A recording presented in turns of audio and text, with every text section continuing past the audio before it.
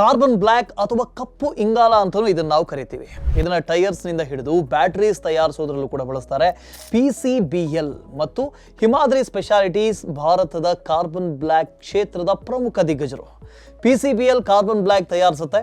ಇದು tyres, rubbers ಮತ್ತು industrial ಗೂಡ್ಸ್ಗೆ ಸ್ಟ್ರೆಂತ್ ಮತ್ತು ಡ್ಯೂರಬಿಲಿಟಿಯನ್ನು ಕೊಡುತ್ತೆ. ಹಿಮಾದ್ರಿ ಹೆಚ್ಚು ಡೈವರ್ಸಿಫೈಡ್ ಆಗಿದೆ.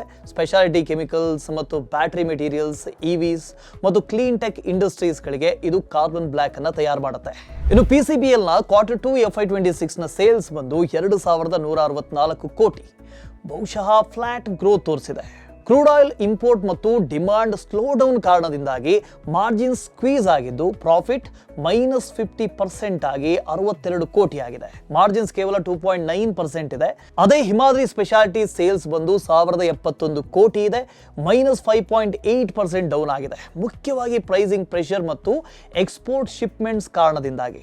ಆದರೆ ಹೈ ವ್ಯಾಲ್ಯೂ ಪ್ರಾಡಕ್ಟ್ಸ್ ಫೋಕಸ್ ಮಾಡಿದ ಕಾರಣದಿಂದಾಗಿ ಪ್ರಾಫಿಟ್ 31% ಗ್ರೋತ್ ಆಗಿ 176 ಕೋಟಿ ಆಗಿದೆ.